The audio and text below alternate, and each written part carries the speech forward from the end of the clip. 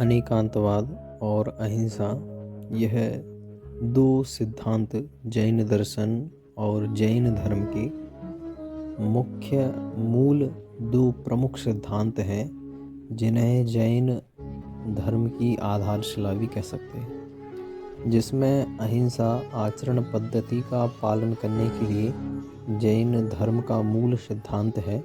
और वहीं हम जब जैन दर्शन की बात करते हैं तो वादी प्रतिवादियों में विजय प्राप्त करने के लिए जैन दर्शन का मूल सिद्धांत अनेकांत है। इस अपेक्षा से हम समझ सकते हैं कि जैन दर्शन अनेकांत पर टिका हुआ है और जैन धर्म अथवा आचरण पद्धति अहिंसा पर टिकी हुई है। इसलिए जैन धर्म के मूल दो सिद्धांत हैं जिनका उपदेश महावीर की वाणी में हमें प्राप्त हुआ।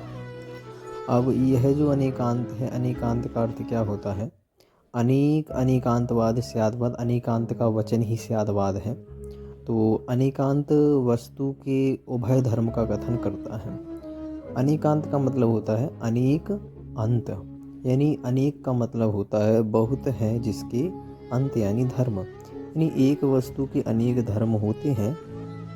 और जब हम किसी एक ही धर्म का कथन करते हैं तो एकांती है, उसे जैन दर्शन में एकांत को मिथ्यात्व कहा गया है। जैसे एक आपको मैं उदाहरण देता हूँ कि एक व्यक्ति वह अपने पिता की अपेक्षा से पुत्र है और वह अपनी पत्नी की अपेक्षा से पति है। लेकिन अगर कोई एकांतवाद से ये कहे कि यह पति ही है तो हाँ, वह पति तो है, इसमें कोई समस्या नहीं है।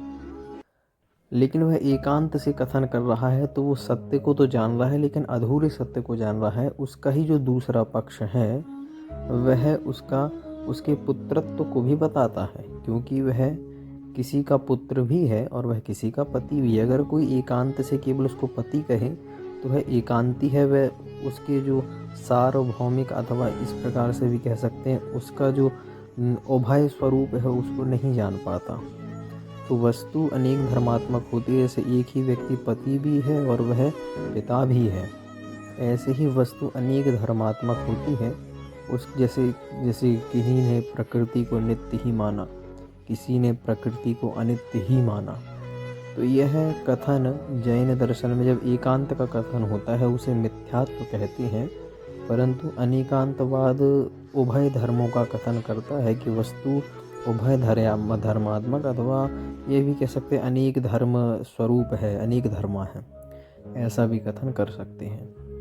अब अनेक का अर्थ जब हम लेते हैं कि वह वस्तु में उभय धर्म है, अनेकों धर्म हैं, तो इसका मतलब यह नहीं कि कोई व्यक्ति संशय में पड़ा हुआ है कि इसका यह धर्म है अथवा यह वह पिता है कि वह पति है। संशय और इसमें अंतर है। संशयवाद जो है उसमें इस प्रकार की स्थिति बनती है, जैसे एक और उदाहरण मैं आपको देता हूँ। देखिए, इससे पहले एक विशेष चीज़ को और जान लीजिए कि अनेकांतवाद में वस्तु के जब धर्मों का कथन किया जाता है, उभय धर्मों का, तो वस्तु के उभय धर्मों का जो कथन किया जाता है इससे यह सिद्ध नहीं होता कि वस्तु में उभय धर्म ही है। इस बात को बड़े अच्छे से समझिएगा। अनेकांत और जैन सिद्धांतों को पढ़ते समय हम जब भी वस्तुओं के धर्मों का कथन करते हैं तो किसी अपेक्षा से करते हैं कि इस अपेक्षा से, यानी पुत्र की अपेक्षा से ये पिता है और वह पिता की अपेक्षा से वही व्यक्ति पुत्र भी होता है। तो ये अपेक्षाओं से जब चीज़ें लगाई जाती हैं तो वह वस्तु होती नहीं है। वास्तविकता में वस्तु तो वस्तु ही है। अब जैसे हम कहते हैं यह वस्तु अस्ति भी है तो इस अपेक्षा से अस्ति है और किसी अपेक्षा से नास्ति भी है, लेकिन वस्तु अस्ति नास्ति नहीं होती। वस्तु तो मात्र वस्तु होती है। उसके अस्ति और नास्ति स्वभाव का जब हम उसमें आरोपण करते हैं वह आरोपण ही है। वास्तविकता में उसका मूल स्वरूप उभय धर्म नहीं होता। मात्र उभय धर्म का कथन क्यों किया जाता है? वाद विवाद में विजय प्राप्त करने के लिए और लोक व्यवहार चलाने के लिए, अथवा संसार में फैले जो विवाद हैं, संघर्ष हैं, उनको समाप्त करने के लिए। परंतु मैं अनेकांतवाद का विरोध नहीं कर रहा। मैंने पूर्व में भी कई वीडियो अनेकांतवाद के पक्ष में बनाई हैं, परंतु इसको हमें अच्छे तरीके से समझ लेना चाहिए कि अनेकांतवाद लोक व्यवहार के लिए उचित है, परंतु पारमार्थता को सिद्ध करने के लिए अनेकांतवाद नहीं है, वह मात्र वाद विवाद में विजयी होने के लिए और विवादों को, संघर्षों को नष्ट करने के लिए है। तो वस्तु के अनेक धर्मों का कथन लोक व्यवहार चलाने के लिए अनेकांत के द्वारा होता है, परंतु वस्तु अनेक धर्मात्मक नहीं होती है। इसके ऊपर जो विशेष विचार है उदाहरणों से, वो मैं अगली वीडियो में उसको डालूंगा, उसको भी आप देखें। यहाँ पर हम उस विषय पर विचार नहीं करेंगे, यहाँ पर हम अनेकांत की सकारात्मक पक्ष पर विचार कर रहे हैं। तो मैं यहाँ पे आपको उदाहरण दे रहा था कि मान लीजिए कि एक रज्जू को आप देख रहे हैं, रज्जू यानी रस्सी। अब रस्सी को देखकर आप कह रहे हैं, अब आपने देखा कि अंधेरे का समय है और आपने उसको देखा, अब आपको नहीं दिख रहा वो क्या है, लेकिन उसकी आकृति आपको दिख रही है, लेकिन अंधेरे के कारण उसका पूर्ण स्वरूप नहीं दिख रहा। अब उस रज्जू को देख के आप ये कह दें कि यह रज्जू है अथवा सर्प है। ऐसी जो स्थिति बनती है वो संशयात्मक होती है, क्योंकि अब उभय धर्म यहाँ पर भी हैं, लेकिन आप दोनों में से किसी एक को निर्धारित नहीं कर पा रहे। आप कह रहे यह है अथवा यह है, यहाँ पे चल रहा है संकल्प। अब आप यहीं पे अगर अनेकांत को देखें तो अनेकांत ऐसा नहीं कहता है कि ये पति है या पिता है। अनेकांतवाद निश्चित रूप से कहता है ये पति भी है, पिता भी है। यह पत्नी की अपेक्षा से पति है और यह अपने पुत्र की अपेक्षा से पिता भी है। तो दोनों में अंतर आपको स्पष्ट नज़र आना चाहिए कि संशय में जो उभय धर्म होते हैं, दोनों में वो किसी भी एक को, वह दोनों में से उभय धर्मों में से दोनों में डामाडोल होता है, यह है अथवा वह है। लेकिन अनेकांतवाद भी उभय धर्मों का कथन करता है, परंतु उभय धर्मों में संशय नहीं होता है कि यह रज्जु है या सर्प है। वो ये कहता है इस अपेक्षा से वह रज्जु है क्योंकि वह रज्जु तो है ही है, और वह सर्प इस अपेक्षा से है क्योंकि उसमें वह जो उसकी आकृति है वह सर्प आकृति है, तो इस अपेक्षा से वह भी घटित हो जाता है। इसमें आपको अनेकांत और संशय के बीच में अंतर को पता आपने समझ लिया होगा। अब ये बात बताने के पीछे कारण ये है, आचार्य शंकर ने जो बादरायण सूत्र के, वेदांत सूत्रों के प्रस्तुत उसके भाष्यकार हैं अथवा जो अद्वैत वेदांत के आचार्य हैं, आचार्य शंकर ने जब स्यादवाद का कथन किया, अनेकांत का कथन किया, तो स्यादवाद में उन्होंने, स्यादवाद का अर्थ होता है कथनचित। जैन दर्शन में, जैन शब्दावली में स्यादवाद का मतलब होता है कथनचित अथवा अपेक्षाकृत, कि इस अपेक्षा से ऐसा है। हम ये नहीं कह रहे कि ये ऐसा ही है अथवा ये ऐसा है कि वैसा है, नहीं, ये सब चीज़ें नहीं है, बल्कि इसमें स्थिति कथनचित, इस अपेक्षा से ऐसा है, उस अपेक्षा से है ऐसा है, यह यहाँ पर स्थिति बनती है। परंतु जब उन्होंने इसका भाष्य किया, जब उन्होंने इसकी व्याख्या की स्यादवाद की, तब उन्होंने स्यादवाद का अर्थ शायदवाद कहा अथवा संशयवाद कहा, जिसमें वस्तु निर्णीत नहीं है। तो यही अर्थ वहाँ पे गलत निकाला गया है। परंतु संशय और अनेकांत में क्या धर्म है, दोनों के उदाहरणों से मैंने आपको यहाँ पे स्पष्ट कर दिया कि अनेकांतवाद कोई संशयवाद नहीं है, बल्कि वस्तु के उभय धर्मों का कथन करना, जिससे लोक विवाद नष्ट हो सके और वाद विवाद में विजय प्राप्त हो सके। परंतु वस्तु की पारमार्थिक स्थिति कैसी है उसको भी आप समझ सकते हैं। अब यहाँ पे अनेकांतवाद और संशय में मैंने आपको अंतर यहाँ पे स्पष्ट कर दिया। अब आपने यहाँ पे दो चीज़ों को समझा, एक तो अनेकांतवाद, जिसके लिए मुख्य ये है, जो वीडियो बनी हुई अनेकांत को ही दृष्टि में रखी है कि अनेकांतवाद संशय नहीं है, तो इसलिए अनेकांतवाद को भी आपने समझ लिया और संशय को भी आपने समझ लिया और दोनों में अंतर भी आप समझ गए हैं। इसके बाद में कुछ एक दो विचार और भी आप देख सकते हैं। एक होता है विपर्य। अनेकांतवाद एक सम्यक ज्ञान, सम्यक मतलब समीचीन ज्ञान है, यानी वस्तु के उभय धर्मों का कथन कर रहा है, तो दोनों ही धर्म उसमें है, तो वह सही कथन कर रहा है। और संशय जो है वह मिथ्या ज्ञान है, क्योंकि वह वस्तु के किसी भी, वह दोनों में डावाडोल है, ये यह है अथवा वह है, इसलिए संशय का मिथ्या ज्ञान का मतलब आप सही ज्ञान नहीं, यथार्थ ज्ञान नहीं कर पा रहे हैं। अब इसके पश्चात अगर हम और इस पर विचार करें तो देखिए, अनेकांत को भी किसी अपेक्षा से हम ये कह सकते हैं कि यह भी अयथार्थ है, परंतु उस पर अभी हम विचार नहीं कर रहे हैं। अभी हम यहाँ पर बात कर रहे हैं क्योंकि ये अयथार्थ क्यों है, क्योंकि वस्तु के उभय धर्म का कथन कर रहा है, लेकिन वस्तु के यथार्थ धर्म का कथन कहाँ होगा उस पर हम कभी और विचार करेंगे। इसके बाद में हम देख रहे थे अनेकांत और संशय के बाद में, इसके बाद में हम समझ रहे थे विपर्य को। अब विपर्य क्या है? विपर्य एक ऐसी स्थिति है कि अब देखिए, संशय ने तो क्या कहा, यह सर्प है कि रज्जु है। रज्जु देख के वह सोच रहा है ये सर्प है या रज्जु है। अब विपर्य ज्ञान क्या करता है? विपर्य ज्ञान करता है कि उस सर्प को, उस रज्जु को सर्प ही मान लेता है। रज्जु देखी, उसने कहा यह तो सर्प ही है, तो उल्टा ज्ञान हो गया और उसमें निश्चित हो गया कि यह तो सर्प ही है, वो है नहीं है सर्प, वो रज्जु है। ऐसे ज्ञान को विपर्य कहते हैं कि तुम्हारा ज्ञान बिल्कुल विपरीत है। संशय में दोनों ही स्थिति बनी रहती है, दोनों को निर्णीत नहीं कर पाता कि यह सर्प है कि रज्जु है।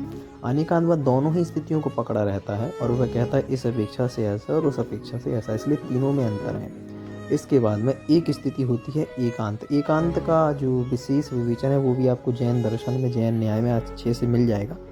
एकांत का कथन ऐसे होता है कि किसी वस्तु को वही है ऐसा कह देना। जैसे आप समझिए विपर्य और एकांत में क्या अंतर है। मान लीजिए कि कोई भी एक व्यक्ति है, अब वह व्यक्ति पिता भी है और वही व्यक्ति पुत्र भी है। यानी समझिए ना कि अपने पिता की अपेक्षा से वो पुत्र है और अपने पुत्र की अपेक्षा से वह पिता भी होता है, दोनों धर्म उसके अंदर है। अब मान लीजिए, अब एकांतवादी क्या कहेगा? एकांतवादी कहेगा यह तो पिता ही है, यह एकांत। अब देखिए वो पिता तो है, वो गलत नहीं कह रहा, लेकिन पिता ही है, उसको एकांत कहते हैं। अथवा कोई ऐसा कहे ये तो पुत्र ही है, तो वो पुत्र है, इसको तो गलत नहीं कहा, लेकिन पुत्र ही है कहना, ये एकांतवाद है। तो एकांतवाद को भी जैन दर्शन में मिथ्यात्व ही कहा है। इसके पीछे का कारण समझ लीजिए, क्योंकि वो तो सही कह रहा है, वो पिता है, लेकिन पिता ही है, इसमें क्या समस्या है एकांत में? इसमें समस्या यह है कि वस्तु का जो दूसरा धर्म है वो भी उसी का धर्म है, लेकिन आप कह रहे हो यह ही है, तो जो वह है उसका आपने पूर्ण रूप से निराकरण कर दिया, वो नहीं है। तो इससे वस्तु का जो पूर्ण रूप है, पूर्ण स्वरूप है, उसको आप नहीं जान पा रहे, आप उसके आधे अंश को जान पा रहे हो। आधा अंश जितना आप जान रहे हो वो सही है, आधे अंश जिसको आप नहीं जान पा रहे हैं वो भी है, लेकिन आप उसको सीधे नहीं, वो है ही नहीं। इसलिए जैन दर्शन में एकांत को भी वहाँ पर मिथ्यात्व कहा गया है, यानी मिथ्या ज्ञान कहा गया है। इससे हम समझ सकते हैं अनेकांतवाद एक समीचीन ज्ञान है, यथार्थ ज्ञान, समीचीन ज्ञान है, क्योंकि वस्तु के जो दो धर्म दोनों को जान रहा है। परंतु संशय जो वस्तु के उभय धर्म में संशयित रहता है, वो नहीं उसका निर्णय कर पाता। विपर्य जो विपरीत को ही आरोपण कर देता है, रज्जु को सांप ही मान लेता है। और एकांतवादी सत्य का कथन करता है परंतु अधूरे सत्य का कथन करता है, इसलिए वह तो ये तीनों ज्ञानों को अयथार्थ कहा गया है और अनेकांतवाद को एक समीचीन अथवा सम्यक ज्ञान कहा गया है। अब यह अनेकांतवाद वस्तु के उभय धर्म का कथन करता है, तो लोक व्यवहार में तो वह सम्यक समीचीन यथार्थ है, लेकिन परमार्थ का कथन जब वह करेगा तब उसको एक प्रकार से हम पारमार्थिक सत्य भी कह सकते हैं। परंतु यहाँ पे केवल हम इसके लोक व्यवहार की दृष्टि से इसको हम देख रहे हैं। अब इससे हमें यह ज्ञान हो गया कि अनेकांतवाद और संशयवाद दोनों ही अलग अलग हैं, दोनों ही अलग हैं, अथवा अनेकांत को हम संशयवाद नहीं कह सकते। इतना वैसे आपने समझ लिया। अब इसमें एक विशेष चीज़ को आप और समझ लीजिए, एक है अज्ञेयवाद अथवा अज्ञानवाद। अगर इस प्रकार से कोई कहे, अब इसमें मैं ये चीज़ आपको क्यों बता रहा हूँ, इसलिए बता रहा हूँ कि अगर हमें वस्तु का ज्ञान करना है कि सच में वस्तु कैसी है, तो उस वस्तु का ज्ञान करने पर ही हमें उसकी अनुभूति हो सकती है। बिना ज्ञान किए वस्तु का हम उसकी ओर प्रवर्तन नहीं कर सकते। अगर कोई कहे कि हमें अगर सत्य मार्ग की ओर अग्रसर होना है अथवा सत्य को जानना है, तो उसके लिए हमें इनमें से किसकी ओर परिवर्तन करना चाहिए? अनेकांत, संशय, विपर्य या एकांत, किसकी ओर परिवर्तन करें? अथवा अज्ञेयवाद अथवा अज्ञान की ओर परिवर्तन करें। किससे हमें लाभ होगा, किससे हमें मुक्ति होगी? तो याद रखिएगा, अनेकांतवाद एक ऐसा सिद्धांत है जो आपको सत्य मार्ग के बिल्कुल अंतिम पृष्ठ पे, यानी ये समझिए कि बिल्कुल सत्य को ही आप प्राप्त कर जाओगे, वहाँ तक पहुँचा देता है कि बिल्कुल सत्य के दरवाजे पर ही खड़ा कर देता है, बस खोलने की हमको देरी होती है। इसके अलावा ये जो और है संशयवाद, यह वस्तु का यथार्थ नहीं करवाता, ये मुक्ति के प्रति सहायक नहीं है।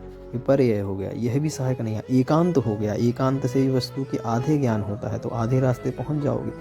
आधा ज्ञान सत्य तक पहुँचने के लिए वह भी अधूरा रह जाएगा। और इसके अलावा अज्ञान अथवा ये कैसे अज्ञेयवाद, ये है भी, क्योंकि कुछ ऐसे भी सिद्धांत जो ये कहते हैं कि हम नहीं कह सकते कि वस्तु कैसी है अथवा जीव का स्वरूप क्या है हम नहीं जानते, अथवा हम नहीं कह सकते कि जीव का स्वरूप सत्य में कैसा होना चाहिए, तो यह भी अज्ञेयवाद भी आपको मुक्ति के प्रति सहायक नहीं हो सकता। क्योंकि मुक्ति का मार्ग तभी प्रशस्त होता है जब आप अपने स्वरूप का ज्ञान कर लेते हैं। तो स्वरूप का ज्ञान भी होगा तभी आपको समस्त वस्तुओं का भी ज्ञान होगा। इसलिए आप अज्ञान की अवस्था से स्वरूप का ज्ञान नहीं कर सकते, और स्वरूप ज्ञान के बिना पदार्थ ज्ञान, समस्त पदार्थों का ज्ञान भी नहीं हो सकता। अज्ञानवाद क्यों मुक्ति के प्रति कारण नहीं है उसको भी आप समझ लें।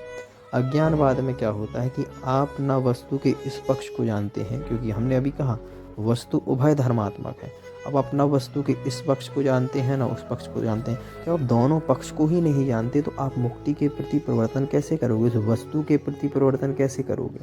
तो अज्ञानवाद भी उस ओर परिवर्तन नहीं कर सकता। एकांतवाद विपरीत, एकांतवाद जो है आधे को ज्ञान करता है तो वह भी आधे रास्ते तक पहुंच सकता है।